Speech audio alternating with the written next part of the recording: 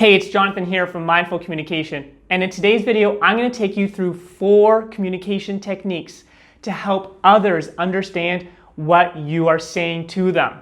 Have you ever had that happen before where no matter what words you use, no matter how clearly you speak to another person, they just don't seem to get it? Well, this is super common, and fortunately, we can apply some really easy communication techniques to have them finally understand you. Stay tuned for those tips.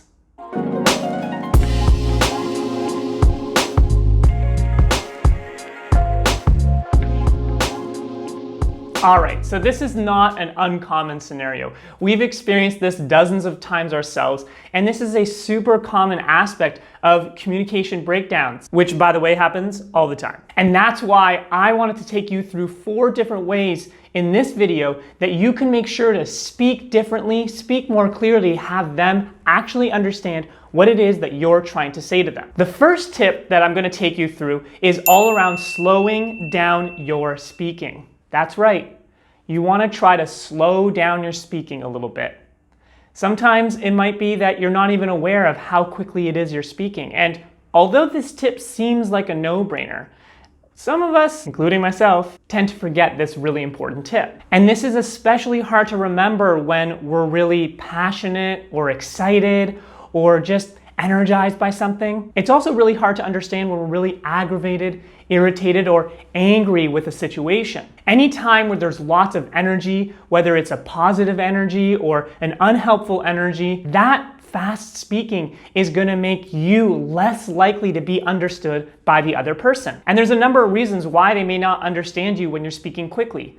First up, they're trying to understand all the words that you're saying, and to pick up so many words so quickly can be difficult for some people, especially if maybe English isn't their first language. Another reason might be that you don't realize it, but you might be tripping over some of your words. I know I do that quite a bit. Another reason might be that aside from just taking in the words that you're saying, a lot of communication is happening non-verbally. There's a lot of body language, there's a lot of facial cues, and especially when situations are more heated or more excitable, we're trying to take in a lot of information, not just the words that someone is saying to us, but we're also taking in all these other cues. And it's predictable that when we're trying to take in all this stuff, we're gonna miss some of the message. And another reason why they might not fully get what you're saying when you're speaking too quickly is they've got their own kind of dialogue running in their head, and that might be tripping them up. They may not be listening to you fully 100%,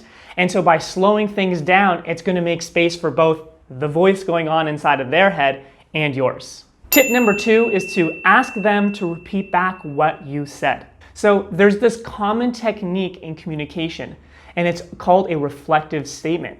And what we essentially do is we reflect back what we heard the speaker say. Now, this is a great tip if you want to make sure that you're clear on what they're saying.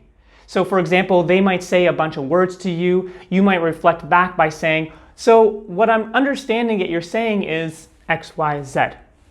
And with that same model, what we're actually going to do is we're going to ask them to do that for us. So I might say to somebody, hey, can you make sure to go pick up the trash when you're done doing that thing? And instead of just leaving the message there and maybe taking the chance that they might not understand, I might say something like, oh, and before you do that, can you just quickly repeat back what you just heard me say? By asking them to repeat back what they heard you say, you actually get a chance to make sure that your instructions were clear. This is an amazing communication technique. Anytime you're delivering any kind of instructions to people and you really want to make sure they understand, make sure to ask them what they heard. It really makes sure that you're on the same page, and it gives you a chance to make sure that they got the whole world of what it is that you're trying to say to them. And in the case that they missed an instruction or maybe a key detail was missing, you can easily find out what it is and give them that piece of information that they're missing so that they have the full picture of what it is that you're trying to say to them. Tip number 3, thank them for repeating back what they heard. Now this is an add-on to the previous point. So after you're gonna ask them to repeat back what it is that they heard you say, what you wanna make sure is you wanna thank them for doing that. Because what you did is you made a request. You asked them to repeat back what it is that you said. And whether they got it right or maybe they missed a few details, they did it, right? You asked them to repeat back what they heard you say.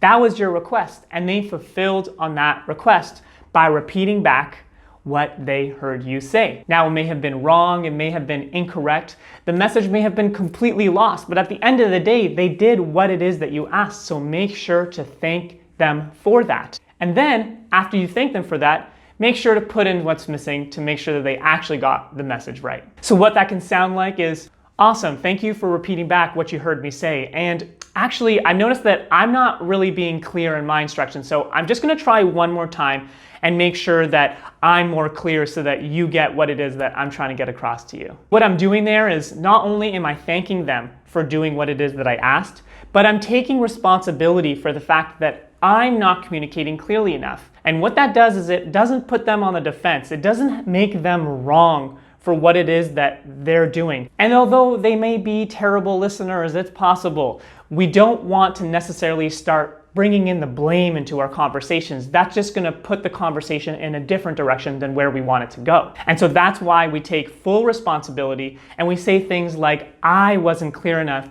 Let me take another opportunity to actually clarify what it is that I want to say. By asking them to repeat back what it is that they heard you say and then thanking them for doing it, you're already on your way to being more clear and communicative and making sure that they understand what you want them to understand. And listen, you don't have to say thank you every time necessarily. You don't have to be so formal. You could say things like, all right, okay, cool.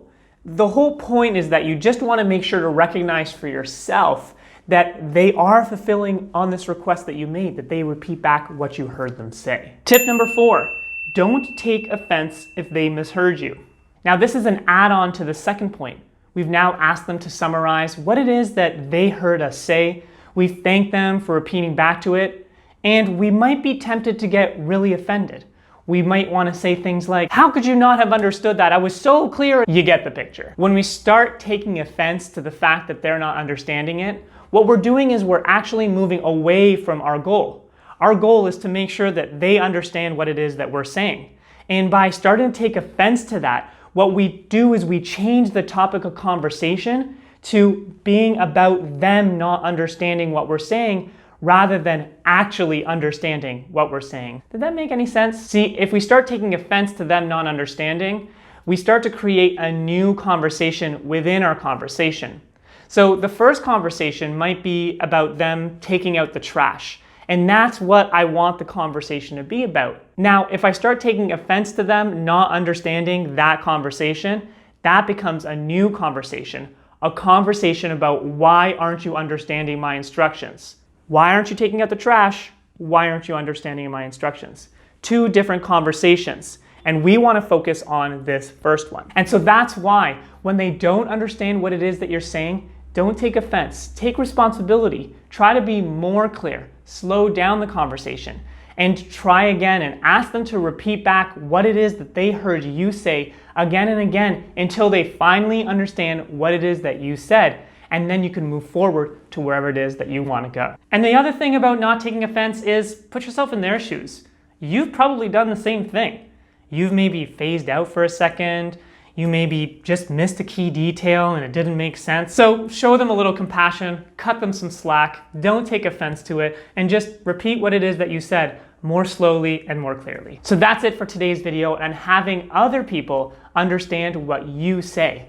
If you liked the video, make sure to subscribe, give it a big old like, and make sure to leave a comment. Which tip are you going to apply to your life to have people understand you better? You can also check me out on Instagram and Facebook for lots of great tips and tricks and ways to improve your communication skills. You can get those links in the description. And be sure to check out the Mindful Communication podcast, where I interview thinkers and influencers on the art and science of connection. It's an amazing podcast, if I can say so myself. And if you want to take on improving your communication skills, make sure to get in touch with me through my website. You'll find the link for that and everything else in the description. Thanks for tuning in, and we'll see you next time.